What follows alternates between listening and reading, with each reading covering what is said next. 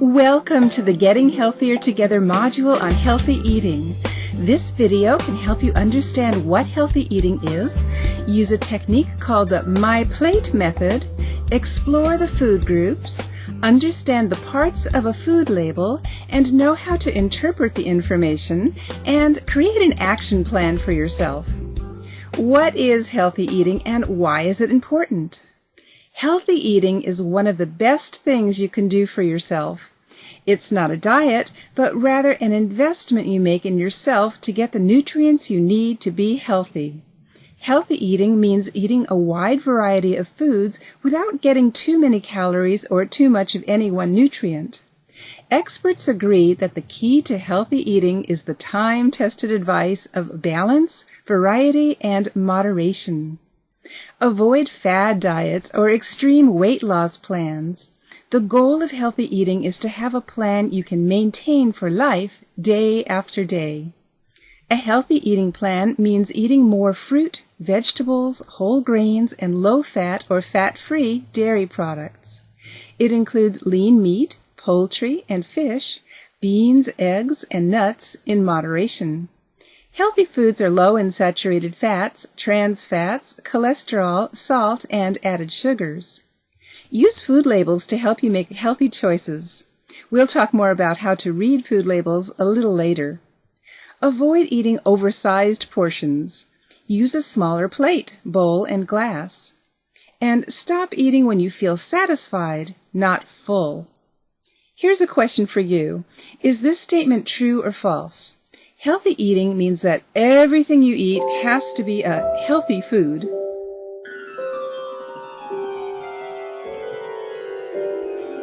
If you think the statement is false, you're right. Not every food has to be perfect. You just want to make sure you balance your food choices over time.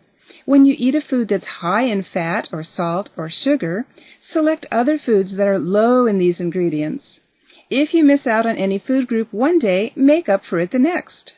Food choices over several days should fit together into a healthy pattern. Healthy eating goes along with staying at a healthy weight. The weight that's right for you depends on lots of factors, including your gender, height, age, and heredity. Excess body fat increases the chance for high blood pressure, heart disease, stroke, diabetes, some types of cancer, and other illnesses. Being too thin can increase your risk for osteoporosis, menstrual irregularities, and other health problems. If you're constantly losing weight and then gaining it back again, think about speaking with a registered dietitian. Here's another question for you. We've talked about having a variety of food, watching portion size, and balancing food choices over time. What have we left out?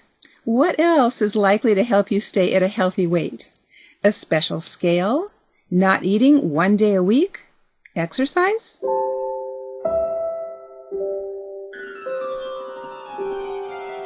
If your answer is exercise, you're correct. Getting regular exercise is also important for helping you reach a healthy weight and stay there. Do be sure to talk with your healthcare provider before you start any new exercise program. In Part 2, we'll be talking about how to figure out the healthiest portion size for each of the food groups.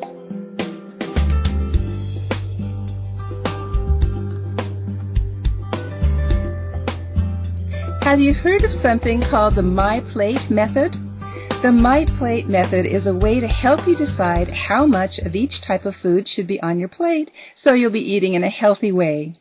There's a My Plate worksheet available to you, and it looks like this. If you want to follow along, you can pause this video while you locate a copy of the worksheet and something to write with. Or you can just watch for now and use the worksheet later on your own.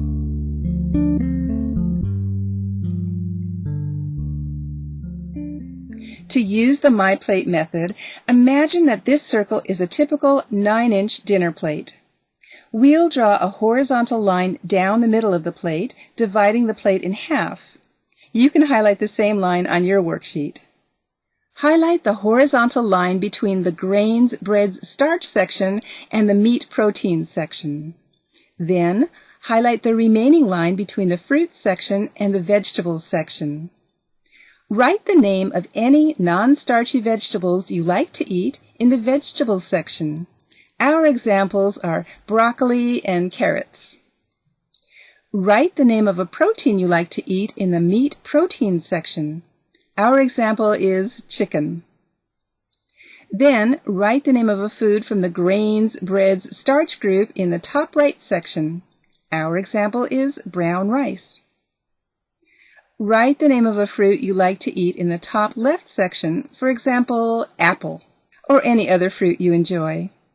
Then, to finish the menu, write the name of a food from the milk dairy group in the cup at the top of the plate.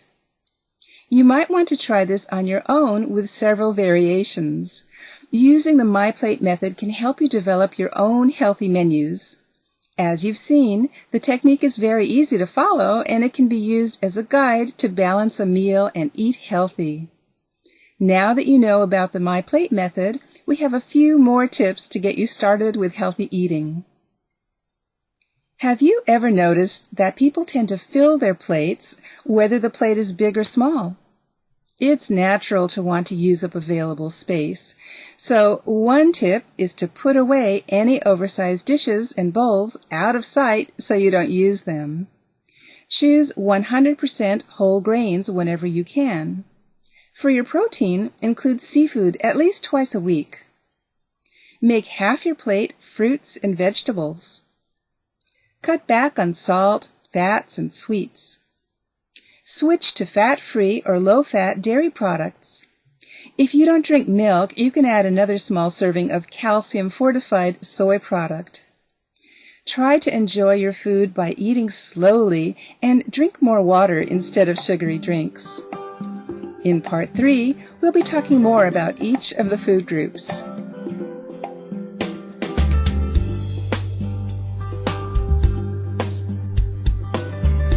For the purpose of talking about healthy eating and making good food choices, the foods we eat are divided into food groups.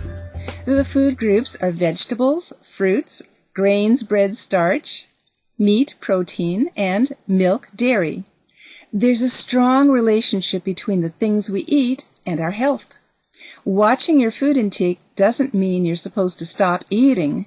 It's just a matter of learning how to combine different foods in a healthy way and eat them in the right portions. Let's start with the vegetable food group. Most adults need 2.5 cups of vegetables a day. This might be more vegetables than you're used to eating. By increasing vegetables, you're bringing your meals back into balance and adding fiber, vitamins, and minerals you might have been missing. Vegetables also help fill you up without filling you out. It's best not to have just one kind of vegetable because you can get tired of even your favorite foods that way. Try a small salad and half of a cooked vegetable for more variety. Some vegetables are high in starch and carbohydrates. Those vegetables belong in the grains, breads, starch section of the plate. Examples of starchy vegetables are corn, peas, yams, potatoes, and winter squash, which has a hard shell. So, just to be clear, corn and peas should not be on the vegetable part of the plate. The next food group is fruit. Aim for about 2 cups each day. This can be any fruit or 100% fruit juice. Fruits can be fresh, canned, frozen, or dried. You can eat them whole, cut up, or pureed. And eating fruits of different colors gives your body a wide range of nutrients. The third food group is grains, breads, and starch. This includes any food made from wheat, rice, oats, cornmeal, barley, or another cereal grain. Make at least half of the grains you eat whole grains. Choose 100% whole grain breads, cereals, crackers, pasta, and brown rice. Most adults should eat 6 ounces per day. Whole grains can also be healthy snacks. For example, popcorn is a whole grain and can be a healthy snack if you have it without a lot of salt or butter. The fourth food group is meat and other proteins. This includes any type of meat, fish, poultry, tofu, eggs, and nuts. These are high in protein, but are sometimes high in fat. It's important to remove visible fat before cooking and eating it. Most adults should eat 5½ ounces of protein a day. Remember that low-fat foods are better for your heart and your waistline. Healthier cooking choices include baked, broiled, and boiled items that have little fat added. The last food group is milk. Find a small coffee cup or glass that holds about 1 cup for foods in this section. Fat-free milk, skim milk, 1% milk, and light yogurt are your best choices. Use a small dish for a serving of light ice cream and sugar-free pudding for variety. You need 3 servings a day from this group to get enough calcium. Based on 2010 dietary guidelines, teens also need 3 servings.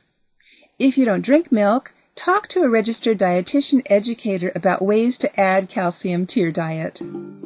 Now that you know all about serving sizes, it's much easier to understand the information on food labels. We'll talk about that in Part 4.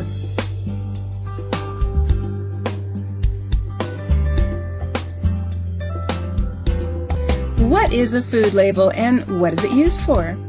Food labels give us important information about the contents and nutrition of the food. Having this information can help you choose the best foods for planning your meals. Food labels typically have a nutrition facts heading followed by 12 sections. We'll briefly go over each section now, starting with serving size. It's very important to identify the portion size since some packages contain more than 1 serving. Servings per container tells you how many servings the product contains. The calories section refers to the amount of energy that each food serving provides. You can usually find the number of calories from fat on the same line. This number is important because very often most of the calories come from fat. Total fat tells you the total amount of fat grams that 1 serving of the product has. This amount is the sum of the saturated fat, unsaturated fat, and cholesterol. Saturated fat tells you the amount of saturated fat found in the product. This type of fat is in meats, butter, lard, pork fat, and other foods that come from animals. Trans fat raises your bad cholesterol levels and lowers your good cholesterol levels. Eating trans fats can increase your risk of developing heart disease. Cholesterol is a type of fat that's contained in some foods. To control high blood cholesterol, it's important to consume foods that are low in saturated fat and high in fiber.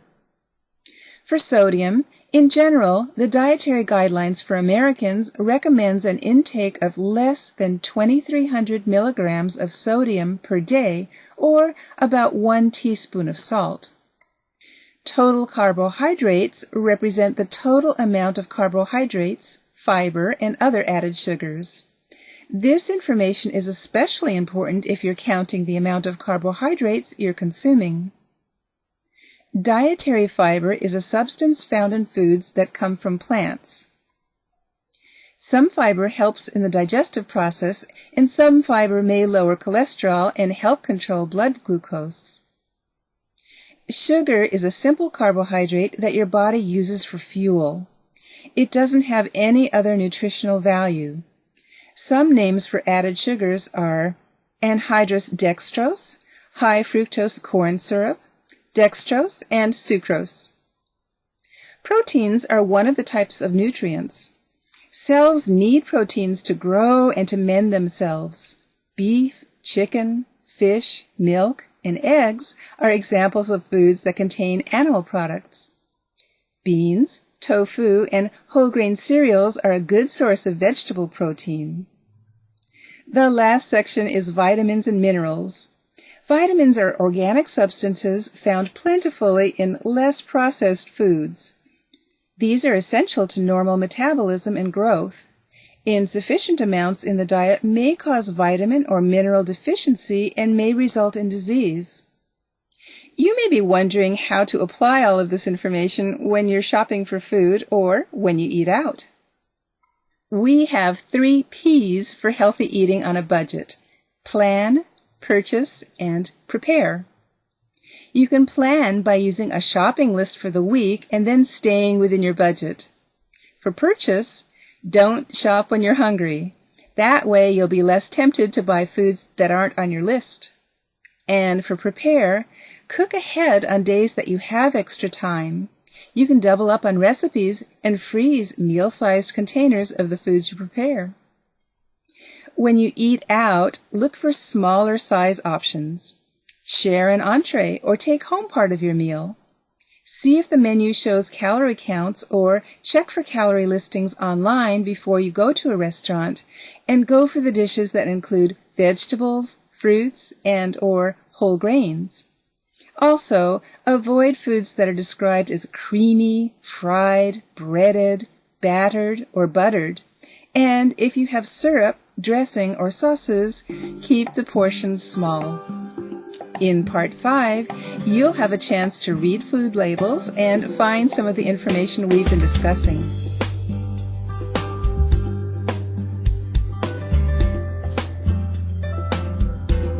Reading food labels carefully gives you the information you need to make good choices for yourself about what you'll choose to eat.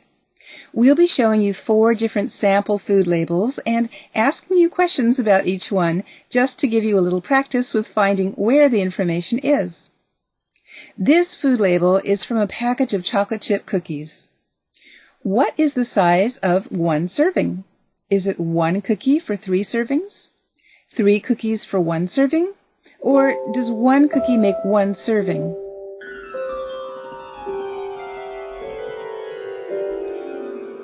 The correct answer is that 3 cookies make 1 serving.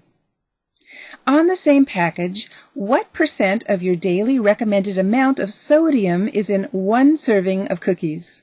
Is it 4%, 12%, or 7%?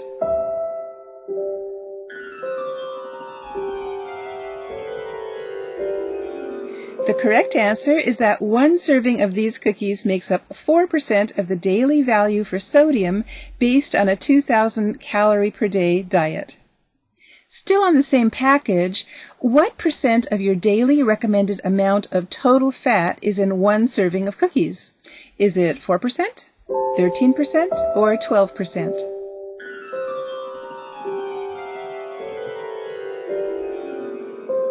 The correct answer is that 1 serving of these cookies makes up 12% of the daily value for total fat based on a 2,000 calorie per day diet. The second food label is for a package of pretzel sticks. How many calories in 1 serving of this product come from fat? 110, 19, or 0?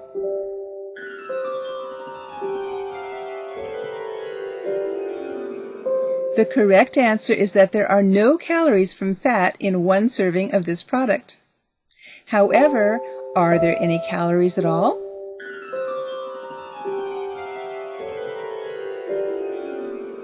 The answer is yes. 1 serving of this product has 110 calories. Which item in these pretzel sticks has the highest percentage of your daily recommended amount?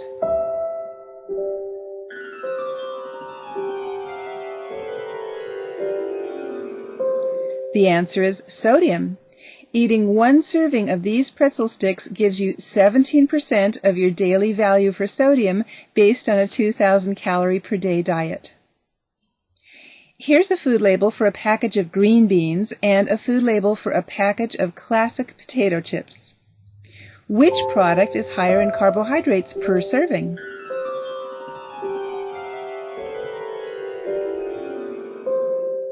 The potato chips are higher in carbohydrates, sometimes called carbs, with 23 grams per serving, compared to 4 grams per serving for the green beans. Which product has more saturated fats per serving?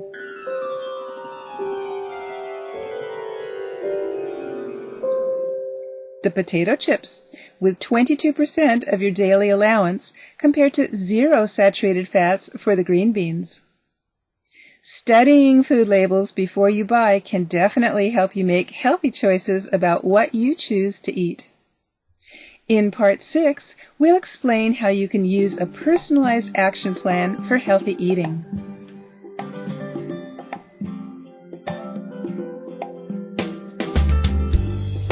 An action plan is like a roadmap. It turns the decisions you make about what you want for yourself into practical steps for getting where you want to go. There's an action plan for healthy eating handout that's available to you, and it looks like this. You'd begin using the plan by reading through each of the choices to see which ones might interest you most. The choices on the healthy eating action plan are organized into sections including eat a variety of foods each day, eat less fat, cut down on salt, and eat more foods with fiber. The idea is to choose the action items that you want to do. You can also write in your own goals in the other section of the handout. You may be tempted to check off a lot of boxes in the list, but it's better to start off with just one or two. Lifestyle changes are made one step at a time. If you're overwhelmed with too many changes at once, you're less likely to reach your goals.